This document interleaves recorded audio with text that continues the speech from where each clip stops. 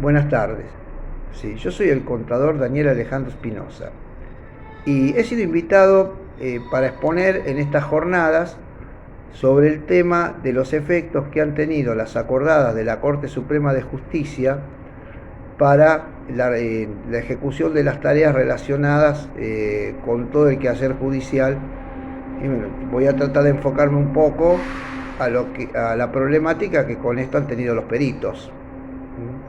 Que esta problemática de los peritos inclusive no es exclusiva de los peritos, sino para cualquier profesional que trabaje vinculado con la justicia, porque todas las medidas que se adoptaron con respecto a esta pandemia y que subsisten a pesar de estar en una especie de pospandemia, ha traído toda una serie de inconvenientes y prácticas distintas a las que estábamos acostumbrados, y que en cierta medida no están asegurando el resultado de cómo debería ser el accionar de un perito, o por lo menos cómo debería elaborar un informe adecuadamente. Esto ha traído muchas limitaciones en el alcance.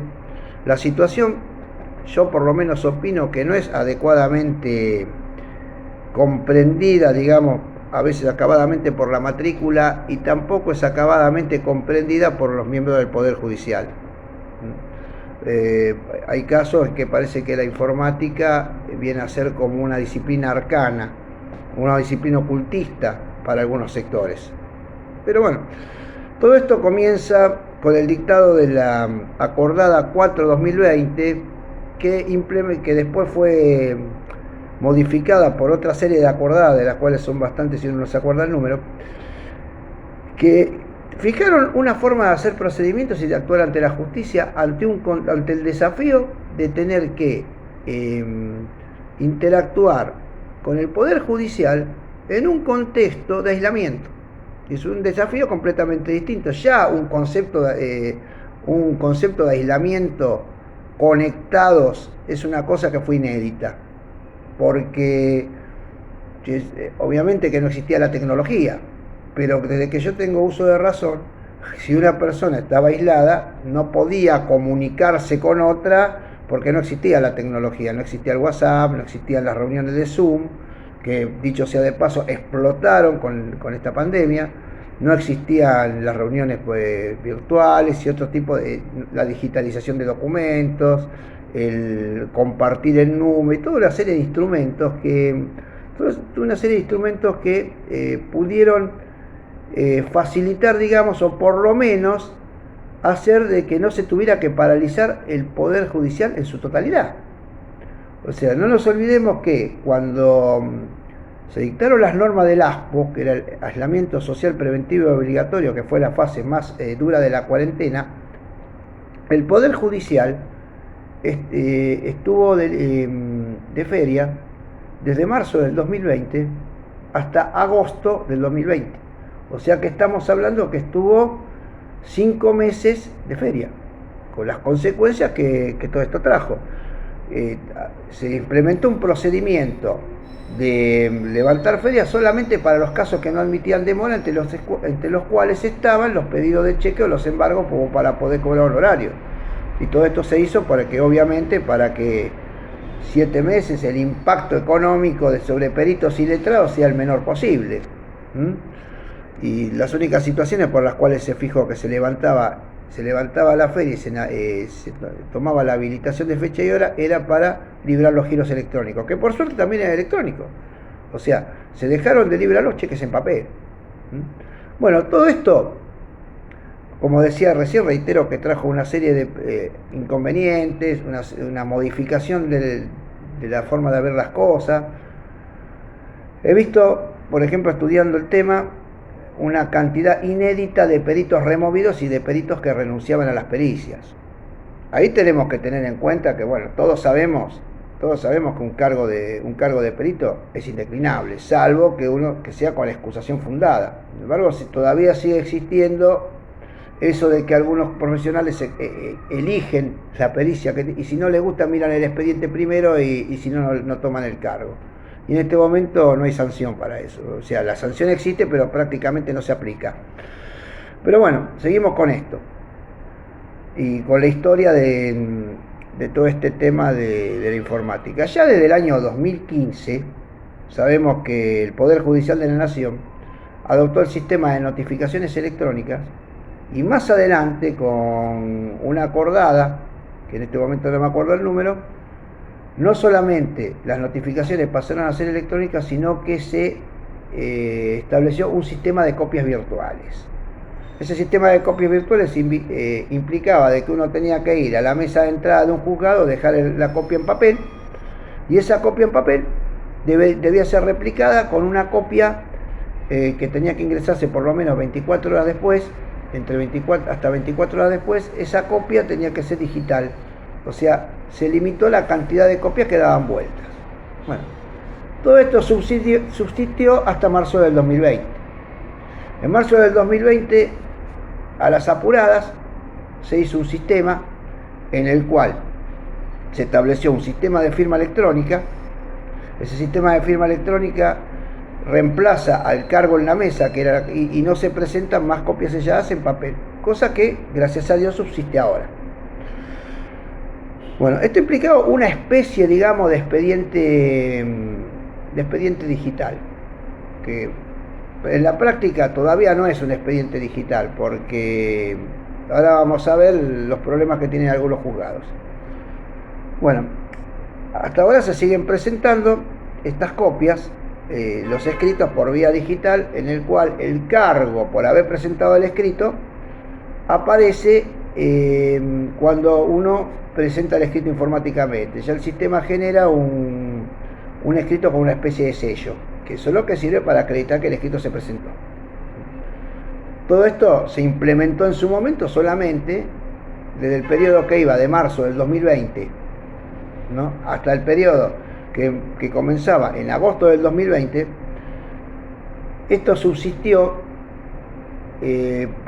solamente se hizo, lo único que se podía hacer presentando escritos eran los pedidos de giro y lo que ameritaban una habilitación de fecha y hora, cosa que había juzgado que no lo habilitaban, y se mandó a todo el personal judicial a trabajar a la casa, o sea que todos los juzgados trabajando en remoto.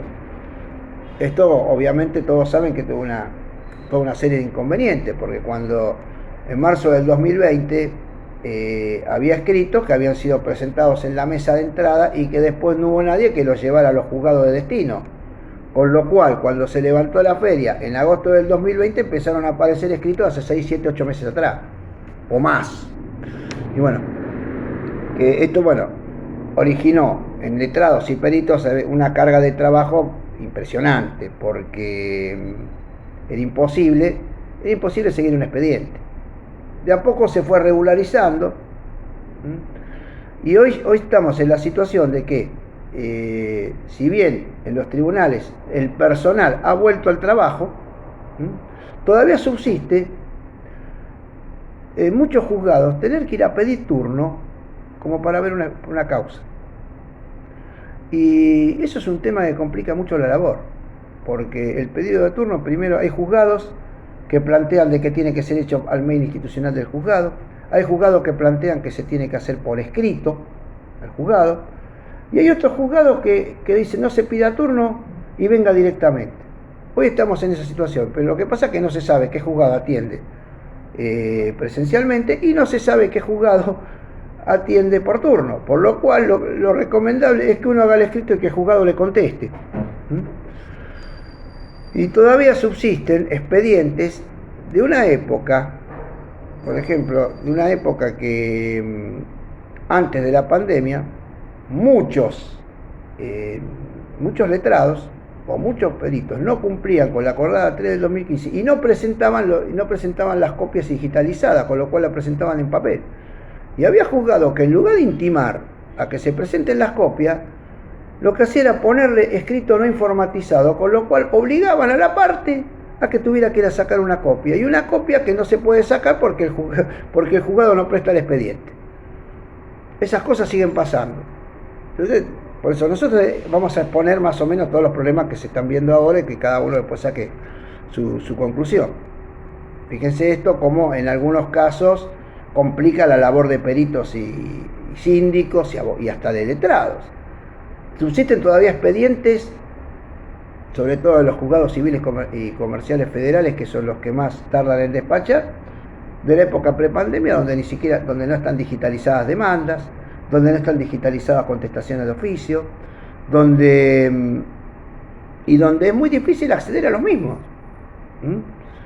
Ese es otro problema, ese es uno de los problemas que hay, por ejemplo, es con la digitalización de la documentación. Los expedientes nuevos obligatoriamente ya vienen digitalizados, porque si no, no se puede dar curso al expediente, o sea, no se puede dar curso a la petición, porque hoy el escrito tiene que entrar por ahí. Pero el otro problema de los que subsiste es que muchas veces no se presentan las demandas. O sea, las demandas y todo lo que tiene que ser notificado al domicilio real, obviamente por no haber tenido constitución de domicilio electrónico previo, no puede ser notificado sino por vía papel.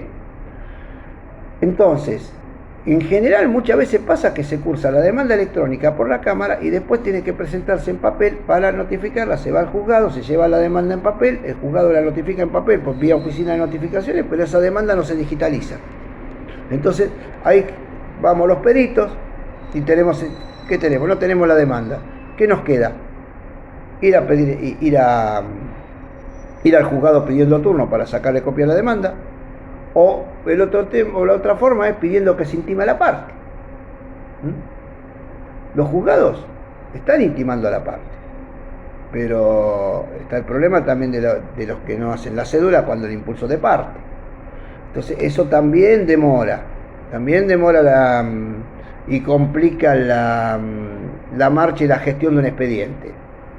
Ese es uno de los problemas, pero los problemas de digitalización de la documentación, y que no es bien comprendido, porque inclusive hasta antes de la pandemia había juzgados que sostenían de que las presentaciones, si eran previas al dictado de la acordada 3 del 2015, que era notificación electrónica y subida de copias, entonces no estaban obligados y le mandaban al perito o al síndico para que obtuviera las copias a su cargo.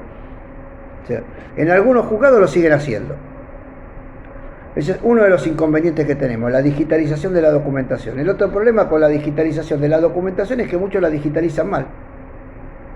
Uno no puede saber, por ejemplo, si se lo hace a propósito o no, pero muchas veces digitalizan muchas hojas o las digitalizan separadas, 36 hojas una por una. Yo tuve un caso que me tocó a mí de una digitalización de una demanda que tenía 40 hojas. Las 40 hojas las digitalizaron desordenadas, sin numerar, y encima algunas apaisadas y otras dadas vuelta. ¿Y qué hizo el juzgado en ese momento? Se pidió la intimación de que las suban ordenadas, y como no lo hicieron, el juzgado le dio por caída la prueba. Directamente era un laboral, le aplicó el 55 por no haber cumplido. Apelaron todo, pero no hubo caso, porque la acordada 3 del 2015 tiene el apercibimiento de considerar a la parte que no cumpliere notificada por Ministerio de Ley en el caso de no hacerse las notificaciones electrónicas o de no constituir el domicilio electrónico. Pero por más que los intimen, muchas veces los expedientes ahí duermen el sueño de los justos. O sea que uno de los problemas a resolver es el de la digitalización de la documentación. Otro tema, vamos al momento de la pericia en sí. Tenemos el tema de que, el cargo se toma por vía electrónica. Eso está muy bien, porque antes de la pandemia algunos juzgados, con el famoso tema de los expedientes que no estaban en letra, entonces ¿qué terminaba pasando? Muchos juzgados no dejaban tomar el cargo, entonces el expediente dormía, hasta que uno podía acceder al expediente y tomar el cargo. Hay un juzgado que en su momento dijo, directamente los tomamos por escrito. Eso antes de la pandemia, pero antes de la pandemia había mucha dispersión. Había juzgados que no dejaban tomar los cargos si no estaba el expediente en letra, otros que lo dejaban tomar por hoja separada, otros que lo dejaban tomar por un escrito electrónico, pero había otros que no permitían nada si no el expediente no estaba en letra.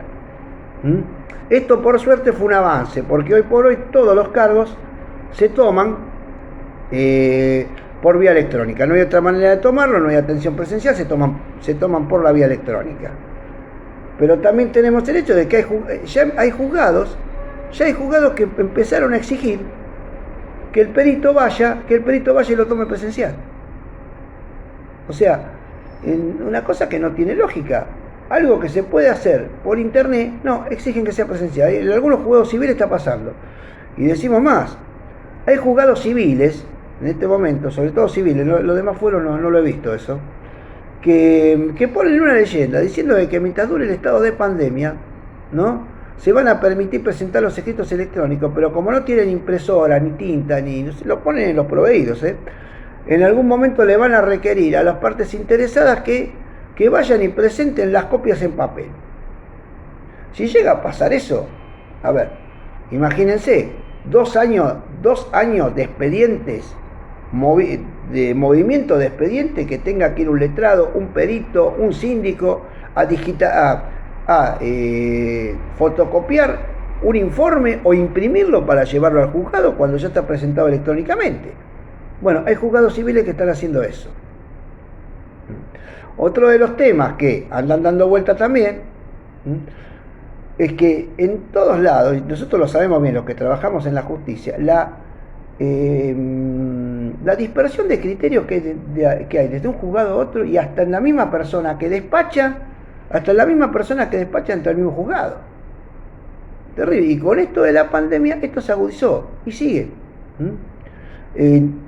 Hay casos, por ejemplo, como uno que me tocó a mí. Me acuerdo que me invalidaron una cédula porque había que hacerla en papel, porque el proveído era anterior a la vigencia era anterior a la vigencia de la acordada trimestre del 2015, ¿no? Y yo lo había notificado por electrónico. No, notifíquelo en papel, me dijeron, con un depósito de por medio. Un depósito que estaba hecho en agosto, se terminó cobrando después de la feria. Pero bueno, y esas cosas siguen pasando. Entonces, bueno, todo este tema trajo también muchos inconvenientes al momento de ejecutar la tarea pericial, no solamente al momento de presentar los escritos o de la consulta del expediente, que eso dentro de todo anda bastante bien, porque gracias a Dios, como no se puede presentar un escrito sin la copia, no hay manera, ahora todo lo que se despacha aparece en el sistema Lexien, que es el sistema de gestión de causa. Pero bueno, si vamos al momento de realizar la pericia en sí, el tema de que las partes, la mayoría de las partes, ¿no?, muchas de las empresas están trabajando con home office. Entonces hay juzgados, como me pasó a mí la otra vez, que me dicen: usted tiene que ir a la sede de la empresa porque ya están intimados a presentar los libros, pero están trabajando en home office, y contestan: usted vaya igual. Y uno va y se encuentra con nadie, porque no hay nadie. Entonces uno va y informa en el juzgado, y ahí se empiezan a pelear las partes, ¿no? Y la realidad es que el tema de acceder a la documentación después de este contexto de pandemia y de expediente electrónico cambió mucho, porque este tema del home office hace muchas veces de que uno no puede hacer las pericias presenciales, y todos sabemos de que hay temas que obligatoriamente se tienen que hacer presenciales, porque si no, no se puede hacer una pericia como corresponde. Yo hoy veo que muchos colegas, por ejemplo, dicen: sí, mándenme las rúbricas por mail. Pero yo me pregunto, ¿no?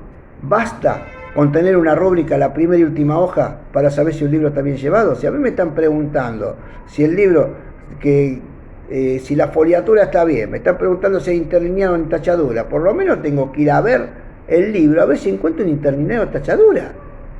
No puedo ver un libro, no puedo opinar sobre la forma física de un libro si no lo tuve en la mano. Bueno, se está haciendo eso. Para mí está mal, porque no se puede hacer una pericia en muchos casos si no se tiene acceso a la documentación física, porque precisamente lo que tenemos que opinar nosotros es sobre esa documentación, y sobre si los libros están bien llevados, sobre si la legalidad del libro es la adecuada. Alguien me dijo a mí: si esto se puede hacer por Zoom. Hemos hecho algunas pericias por Zoom, pero yo no veo la forma de que, por ejemplo, alguien me pueda mostrar un libro de sueldos y jornales, que lo tengo que elegir yo, que soy el autor de la muestra, y yo tengo que decir: bueno, a ver, quiero ver este libro, y el muestreo lo armo yo, y no puedo armar un muestreo si es por Zoom. Entonces a mí me mostraron una vez un libro de sueldos y jornales y no podía ver si estaba bien llevado, si no estaba bien llevado, si no había foliaturas que no fueran correlativas. Es un problema eso. Bueno, pero hágalo remoto. Entonces, mientras duraba el contexto de pandemia, bueno, había un justificativo, pero hoy por hoy no hay un justificativo para que algo no se pueda hacer. O sea, si las empresas están en home office, en algún momento alguien deberá arbitrar los medios para que dejen de estar en home office. Por lo menos para ese día que tengan que ir a hacer las pericias. Nosotros estamos jóvenes, mandamos todo por mail. Y ese es un tema. Eso limita mucho limita mucho la actuación del perito. Otro tema que se evidenció mucho, el hecho de que como hay que trabajar por mail o por WhatsApp, en muchos casos envían un mail y le dicen: dígame, doctor, la información que usted necesita para ver. ¿Alguien puede saber qué información necesita si no conoce la organización que tiene que ir a evaluar? Es imposible. Uno puede mandar un requerimiento con cosas genéricas. Entonces uno manda un mail con preciso esto y esto. Cuando me lo mandan no se entiende. Todo lo que requieren explicaciones, que tendrían que hacer explicaciones, que son explicaciones cara a cara, no se puede hacer por mail. Entonces uno tiene la documentación y se encuentra que para analizarla se tarda 40 veces más. Porque no es lo mismo tener una persona cara a cara con los puntos de pericia, en los puntos de pericia adelante, y preguntarle: mire, ¿qué es esto? ¿Cómo lo llevan? Y tal cosa, me va a decir: esto va por acá, esto va por allá. O me va a decir: tal cosa surge de tal libro. Bueno, todo eso prácticamente no se puede hacer. También lo hemos intentado hacer por una reunión de Zoom, pero muchas veces prácticamente imposible también. Por ejemplo, cuando hay que hacer verificación de pantallas. Alguien me dice: sí, se puede compartir, como dijo alguien, compartan una pantalla por Zoom. ¿Cómo puedo saber yo de dónde sale lo que me están compartiendo? No me puedo saber. No es tan fácil satisfacerse, digamos, de lo que sería la veracidad e integridad de la información haciendo una pericia por vía Zoom y por vía digital. Entonces todo esto puede ser un dolor de cabeza en algún momento para un perito y peor para un síndico, porque con este contexto la labor de síndico concursal se ha complicado mucho más. Entonces, todo este tema, cuando por ejemplo nos mandan la documentación por mail, que se manda desordenada, se manda sin ninguna explicación, cuando se manda mal explicada, no hay forma de preguntarle a la parte muchas veces qué es lo que quiso decir. Entonces empieza el otro problema, las impugnaciones. Y entonces cuando viene la impugnación se impugna cualquier cosa y uno a veces no sabe dónde buscar las cosas. Yo por suerte, en algún caso, me he tenido que mover buscando información en internet, que por suerte uno sabe dónde va a aparecer, por ejemplo un balance en la bolsa. Pero me pasó con una pericia con el grupo Clarín. Eso, no nos dieron los balances, tuvimos que sacar los balances directamente de la bolsa. Gracias a Dios lo pudimos solucionar. Pero hay contextos en los cuales no se puede hacer una pericia virtual. Y eso lo tenemos que meter en la cabeza porque algunas cosas se pueden y otras no. Teníamos una pericia con 55 puntos de pericia en el cual todos eran relevamientos de circuitos. Y no se puede hacer un relevamiento de circuitos si no es en forma presencial. Eso hay que tenerlo en cuenta. Entonces, del análisis de la documentación y la enumeración de la documentación, el envío y recepción, es uno de los grandes temas que en este momento estamos teniendo los peritos. Y que tampoco son bien comprendidos por los juzgados, porque hay juzgados que le están diciendo: intímese al perito a que diga cuál es la documentación que necesita. Y uno va a terminar estimando la documentación que necesita, pero vuelvo a reiterar, yo no sé cómo la lleva la empresa. Entonces, si no hay una reunión cara a cara, hay cosas que no se pueden hacer. Entonces, hay otro tema, también, ese es uno de los grandes inconvenientes también, el modo de realización de la pericia, porque todo este tipo de procedimientos eran procedimientos a los que, primero, que no estábamos acostumbrados, y segundo, que no aseguran, que no podemos asegurar la veracidad de la información. Y eso es grave. Eso es grave porque es muy difícil. Las acordadas de la Corte hablan de que toda esta documentación tiene que ser subida al sistema Lex100 bajo declaración jurada, pero la declaración jurada todos sabemos que no es que solamente en caso de duda puede haber algún momento alguna imputación por falso testimonio, por falsedad ideológica, pero eso después hay que comprobarlo.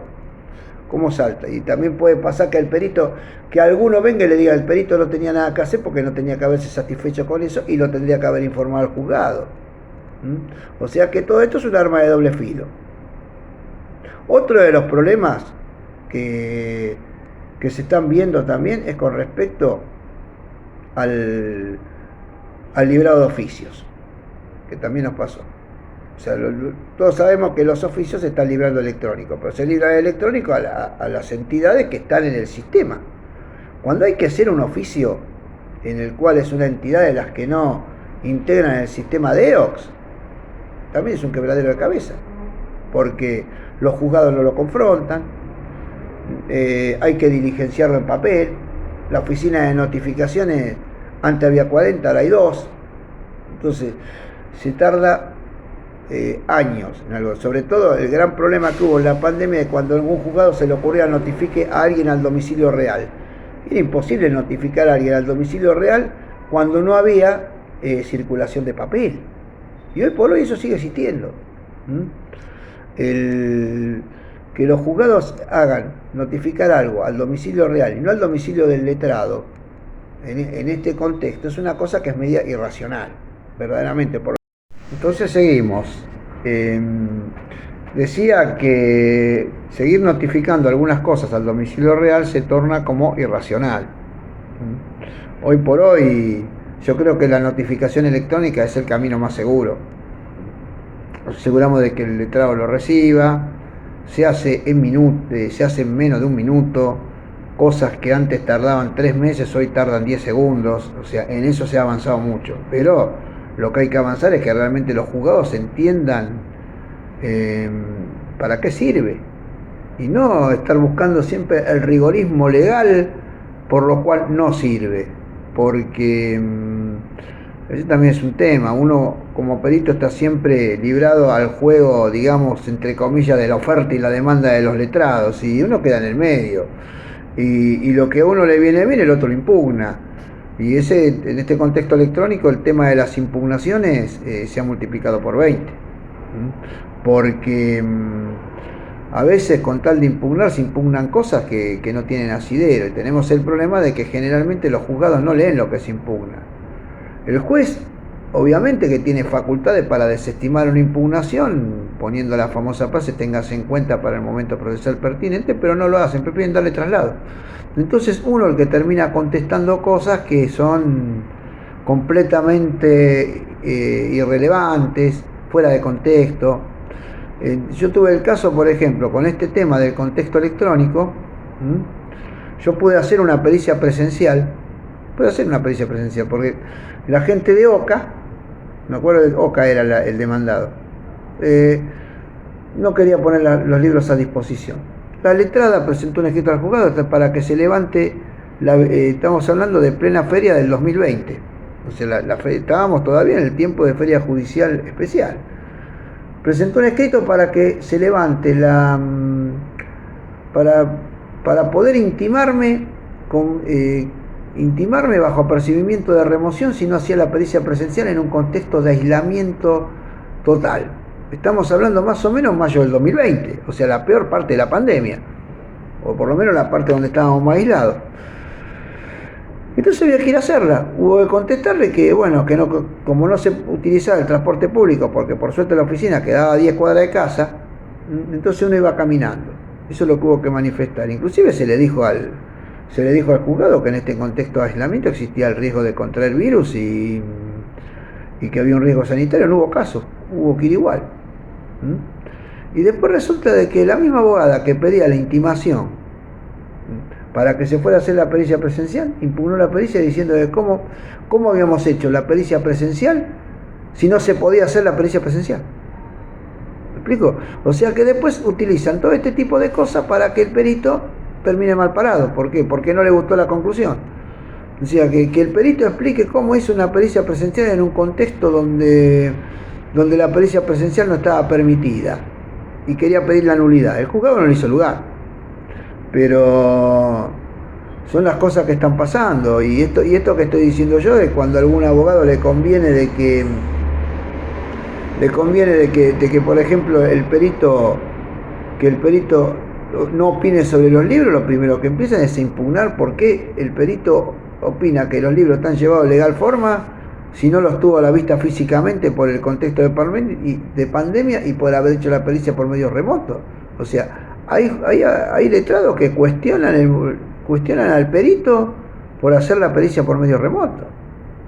Por eso digo que esto complica la tarea. Entonces, no sé, el consejo mío que hay que tener mucho cuidado al momento de escribir. Al momento de escribir, todas estas cosas en cierta manera tienen que quedar expuestas y tienen que quedar dichas. Porque uno en la práctica ve escritos que no ponen y no dicen nada. O sea, estamos en el famoso si pasa, pasa. O sea, si el juzgado no es un juzgado muy celoso, pasa.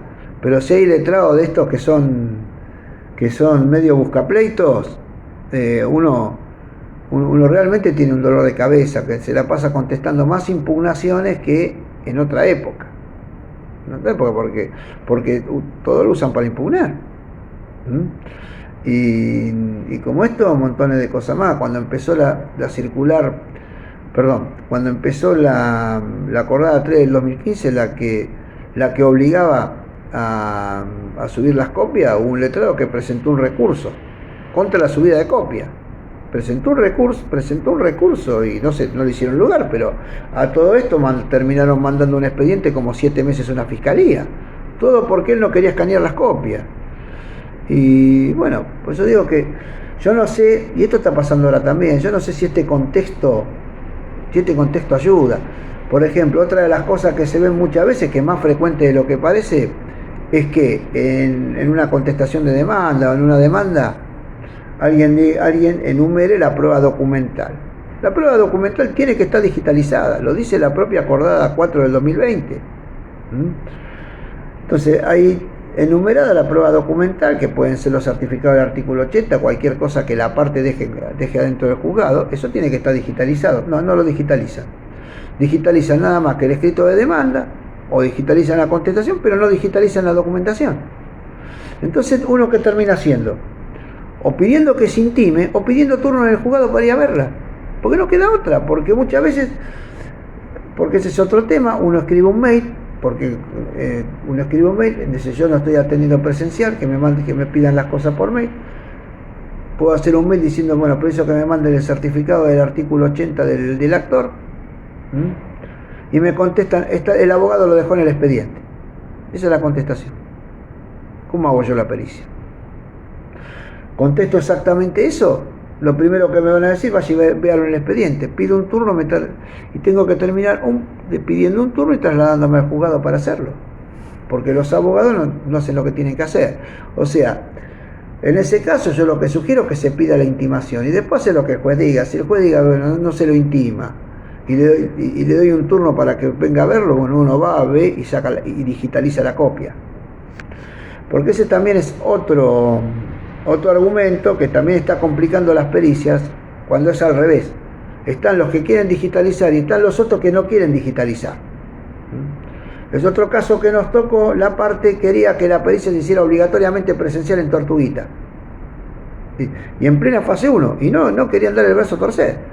Y no, que tenemos la documentación en Tortuguita, que es mucho volumen de documentación, cuando en realidad después le demostramos que lo que tenían que escanear eran 8 hojas con un celular. Dicen, y presentaron un escrito diciendo de que no, que visto el volumen de documentación que tenían, que no tenían los medios suficientes. Querían que se hiciera en Tortuguita, claro, sabiendo que no se podía ir a Tortuguita. Estuvimos peleando así no sé cuánto tiempo y empezaron después a mandar la documentación por mail por cuenta gota, mandando lo que ellos querían. Obviamente lo que mandaban no cerraba nada con nada. ¿Qué terminó pasando un día? Nosotros, cuando nos dimos cuenta de que alguien dijo en un mail que estaban enviando la documentación a medida de que el estudio contable se la acercaba, dijimos, bueno, no la tienen a disposición en el momento, ¿para qué quieren que vayamos a Tortuguita? Y el juez ahí el juez le dio por caída la prueba. O sea, no le dio por caída la prueba, pero le digo, hágase la pericia con los elementos que están. Que es lo mismo que decir, apliquemos el 55. No, que quiere que vaya a Tortuguita y el juez no le hizo lugar. O sea, también muchos están utilizando eso como argumento, como para ganar tiempo, no presentar las cosas. Y el perito está en el medio. Por eso la conclusión mía con respecto a esta charla, que hacer un poco de docencia, que los peritos que tengan que actuar en este contexto, yo creo que cualquiera de los escritos o cualquiera de las cosas que hemos visto, que estamos viendo ahora, o que se veían hasta antes de la pandemia, prácticamente, no digo que no sirven, pero tienen que ser todos readecuados. La forma de actuar tiene que ser readecuada. Por otro tema son los exhortos. También tuvimos el caso de un exhorto, de uno también que tenía una pericia, no era un exhorto, pero que el juicio estaba radicado acá, pero la documentación estaba en Rosario. Se le pide al juez, lo pide la parte y lo pedimos nosotros, sino cuando nos dan el domicilio de pericia nos dicen que la documentación estaba en Rosario, anticipo de gasto no, aparte no se podía viajar porque estábamos en un contexto de aislamiento en ese momento y no se podía hacer el transporte público. Entonces, ¿qué hicieron? Dijeron, bueno, se libre exhorto por ley 27, el exhorto, que no me acuerdo el número de la ley ahora, pero que se libre exhorto a extraña jurisdicción. ¿Qué contestó el juzgado? No. ¿Por qué? Que digitalicen la documentación y la manden, porque nada obsta a que si se puede digitalizar la documentación estando en la capital federal, no se pueda digitalizar en Rosario. Y tuvimos que hacer el exhorto, o sea, tuvimos que hacer la pericia extraña jurisdicción acá, con la documentación que venía de Rosario. Me pasó lo mismo con otra que venía de Madrid también. Por eso digo que fíjense cómo está cambiando la forma de trabajo. En otro momento, ¿qué hubiera pasado? Y que la parte le hubiera pedido al juez que se libre el exhorto, el juez libraba el exhorto, se nombraba un perito en Rosario, había que esperar que el perito de Rosario contestara, ¿no? El perito de Rosario contestaba, venía el informe, ¿no? Si había otra parte para hacer acá, la hacía el perito de acá, que eso también me pasó en una pericia, terminó con 2 informes, uno de acá y otro de allá. Pero bueno, con el contexto del pseudo expediente electrónico, el tema cambió. O sea que ya tampoco ni los exhortos son como antes. O sea que hemos cambiado la forma de hacer la pericia, hemos cambiado la forma de hacer los exhortos, también cambia la forma de reclamar los honorarios. Uno de los temas, por ejemplo, que había que antes, cuando uno tenía en los juzgados laborales ya estaba el sistema de pedir transferencia electrónica. Está bien, porque Banco Ciudad hace rato que ya tiene el sistema de pago por transferencia. Ya desde el año 2016 todos los giros en el Fuero del Trabajo salían por transferencia, no se hacía más cheque en papel. Resulta que los juzgados civiles que operaban con Banco Nación seguían haciendo cheque en papel. Y ahora que se cheque en papel, y cheque en papel es un anacronismo. Y con el tema del cheque en papel, el Banco Nación tuvo que adaptar los sistemas. Y que no les toque muchas veces cobrar algo por Banco Nación, porque Banco Nación le sigue pidiendo que todos los movimientos entre juzgado y banco tengan por oficio. Por suerte ahora los hacen electrónicos, porque antes cuando se hacían en papel, un honorario depositado en una cuenta de Banco Nación hasta el momento que uno lo cobraba podía tardar 6 meses. Hoy han llegado a tardar 15 días, que igual es una barbaridad. Porque hoy esos oficios van por viadeo, pero ¿qué pasa? En el momento, cuando alguien deposita en los fueros que operan con Banco Nación, que son todos menos el comercial y el laboral, el resto operan todos con Banco Nación, civil y comercial federal, todo eso con Banco Nación. Y al Banco Nación se le manda un oficio. Hay que mandarle un oficio para que abran la cuenta, hay que esperar que ellos contesten el oficio diciendo la cuenta se abrió con el número de cuenta y el CBU. Después cuando la persona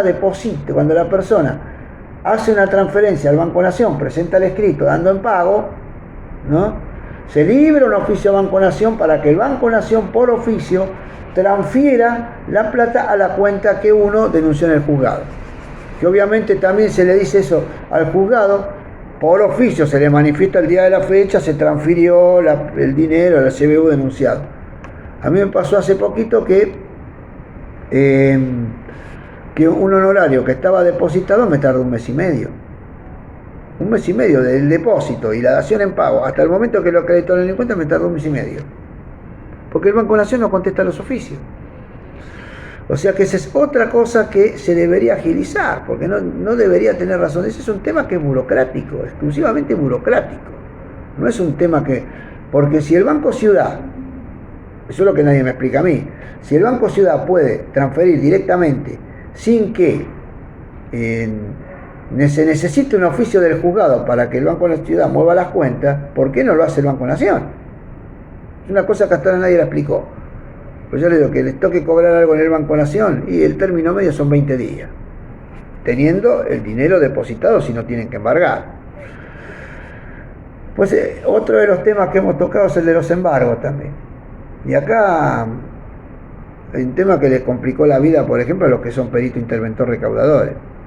Los que son peritos interventores recaudadores en este contexto, digamos, de realidad virtual, no tienen dónde ir a recaudar. ¿Dónde va? Salvo que sea un negocio o algún centro comercial ¿a dónde se puede ir a recaudar algo que está cerrado? O que está cerrado o que opera electrónico. Entonces, los juzgados, por ejemplo, que ha pasado que cuando uno dice, que uno plantea de que a uno lo dejen ir a embargar, yo digo, tengo tal lugar, yo puedo ir, que me nombren oficial ad hoc a mí, que era el perito, y voy yo, en algún juzgado, en algún momento hablando de voy yo y embargo la caja, supongamos de un bar. Dice, no, nómbrese un perito interventor recaudador. Y se lo nombra. Pero cuando el deudor no atiende presencialmente, ¿a dónde van a ir a embargar?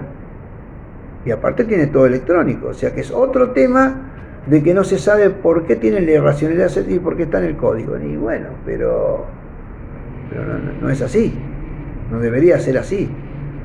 Y como esto tenemos un montón de situaciones más, que bueno, lo único que se exigen, sin apartarse de lo que sería la norma legal y la norma técnica, exigen que haya sentido común al momento de dictar las resoluciones. Eso es lo que está faltando muchas veces. Y que yo no sé si el Poder Judicial, lo vuelvo a reiterar, creo que lo dije al principio, si el Poder Judicial y una parte de la matrícula está preparado para todo este tipo de cambios. Yo en muchos casos lo dudo. Yo creo que también está falta un poco de capacitación, que debería haber un sistema de capacitación en estos temas, que en este momento no lo hay. No lo hay de parte de las áreas que tendrían que darla, ¿no?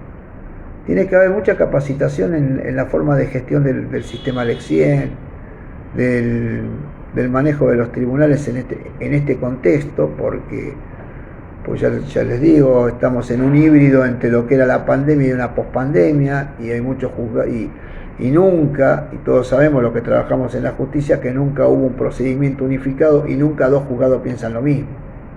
Y lo que en un juzgado se hace, otro no lo hace. Y bueno, y eso es lo que nosotros tenemos que tratar de lograr. Porque para que la actividad tanto de los peritos contadores como de los síndicos concursales pueda llevarse a cabo en un marco, no digo en un marco de trabajo agradable, por lo menos en un marco de trabajo de que no sea lo estresante que todo esto es en este momento, porque todo este tema de la virtualidad, aunque parezca mentira, trae a veces una carga de estrés que no la traía el sistema escrito. El sistema escrito nos manejaba mucho los tiempos, por ejemplo, cosa que hoy no se puede hacer, porque otra de las consecuencias de esta virtualidad es la celeridad con la cual aparecen las cosas que hay que contestar. Tema de antes, por ejemplo, si a alguien le impugnaban una pericia, uno presentaba la pericia y después hasta que la notificaban y la dejaban en una mesa y el juzgado despachaba, a lo mejor desde el momento que la presentaron hasta el momento que uno la contestaba pasaban 15 días. Hoy yo he tenido casos que presentaba una pericia y al otro día ya estaba la impugnación, al otro día, para contestarla. O sea que eso también cambió y eso también exige un grado de celeridad y un grado de estar arriba de las cosas, que antes no pasaba. Y otro tema que me olvidaba, ahora, es con respecto al famoso tema de las notas, al famoso tema de los días de nota. Hoy por hoy el día de nota prácticamente es como dejar una señal de que uno estuvo mirando el expediente, pero nada más. porque hoy por hoy el expediente está disponible las 24 horas del día, los 365 días del año.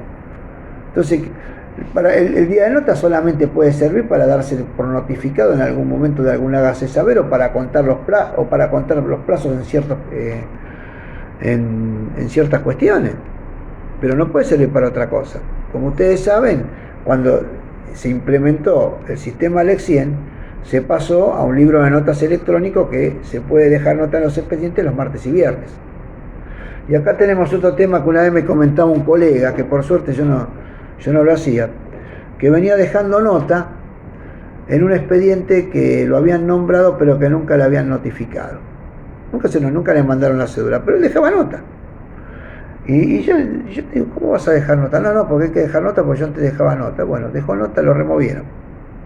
¿Y por qué lo removieron? Y ahí sí que yo creo que el juzgado tiene razón. Lo remueven porque, a ver, si yo estoy viendo un expediente que por vía electrónica, que lo tengo las 24 horas del día a mi disposición, a cualquier hora, voy y dejo nota, yo ya vi el expediente.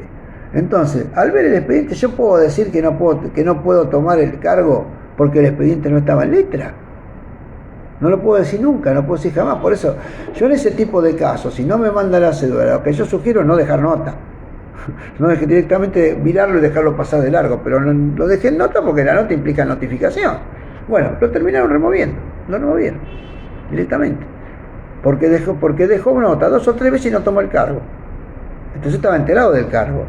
Por eso, todo este tipo de cuestiones antes no pasaban. Antes, cuando un expediente no estaba en la letra y uno iba a tomar un cargo al juzgado, y uno dejaba nota en el libro manual, porque era lo que correspondía, pero aparte uno no veía el expediente, esa es la realidad. Pero uno, ¿para qué va a dejar nota si uno ve el expediente? Por eso digo que este tema del día de nota también está desvirtuado. Yo creo que el consejo mío en este caso es que si tienen que dejar nota electrónica, que la dejen, pero solamente va a servir para que alguien sepa de que vieron el expediente. Si no, prácticamente no sirve para nada. Hay cuestiones que con esto desaparecieron, como el tema del mero trámite y el tema de las notas. El tema de las notas es como que pasó a segundo plano ahora. Que tener mucho cuidado con eso, pero porque ya les digo, pasan casos como este, cuando ustedes no se quieren dar de notificado de algo, no pueden dejar nota. El juzgado que están mirando la parte de abajo donde aparece la nota del perito y el que dejó nota se notificó de una resolución, aunque no esté, interpretan de que está notificado tácitamente aunque la resolución no esté notificada. Hay juzgados que están haciendo eso, por eso muchas veces ojo con dejar nota antes de leer el expediente. Ese es un consejo que le doy. Y que esa es otra cosa que cambió la forma de ver la forma de gestionar, digamos, un expediente judicial. Y en este momento, bueno, no se me ocurren muchas más, pero yo espero que traté de dar algunos pantallazos generales de muchos de los problemas que estamos teniendo, y que realmente cosas que deberían facilitar la tarea del perito y del síndico concursal, en muchos casos la ha dificultado. Parece un contrasentido, pero es verdad. Hoy por hoy es muy más allá de la celeridad con la cual viaja la información, es mucho más difícil sacar una pericia en forma virtual que en forma presencial, pero muchísimo más difícil, y no por una cuestión de rechazo a la tecnología, sino por una cuestión de tener que interpretar todo lo que uno le mandan y sin tener una persona adelante a quien preguntárselo, porque uno ya sabe que la información nunca está estandarizada, nunca está unificada. Todas las empresas y todos los demandados, o todos los que tienen que proporcionar documentación para una pericia o para una sindicatura concursal, no todos son iguales, no todos llevan las cosas, no todos tienen los mismos circuitos, no todos tienen la misma denominación de los libros, no todos suman los subdiarios de la misma manera, no todos tienen el mismo plan de cuenta. Hay muchas diferencias. Entonces, cuando uno le manda la información, interpretarla es mucho más difícil. Interpretar algo sin que nadie se lo explique, ¿no?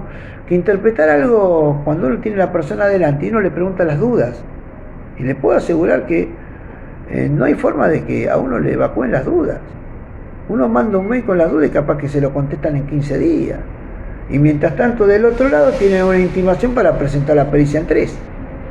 Bueno, uno termina presentando la pericia con lo que hay. Y después, cuando viene la impugnación, es que o presentar el resto, o viene la reprimenda del otro lado porque no lo esperaron. Y se ha vuelto, este tema ha vuelto bastante, ha complicado bastante la labor del perito. Ha complicado mucho la labor del perito, mucho más complicada de lo que era antes de la pandemia. Bueno, espero de que esta charla intentó poner en el tapete los problemas que estamos sufriendo y que de alguna manera alguien va a tener que abordar y, no digo solucionarlo, pero por lo menos morigerar los efectos que tienen, porque el tema de la irrupción del expediente judicial, del expediente digital en la justicia nacional ha complicado mucho las cosas. Y bueno, la idea es aportar un grano de arena como para poder llegar a solucionarlo, porque los que estamos en el tema judicial y los que, como en el caso mío,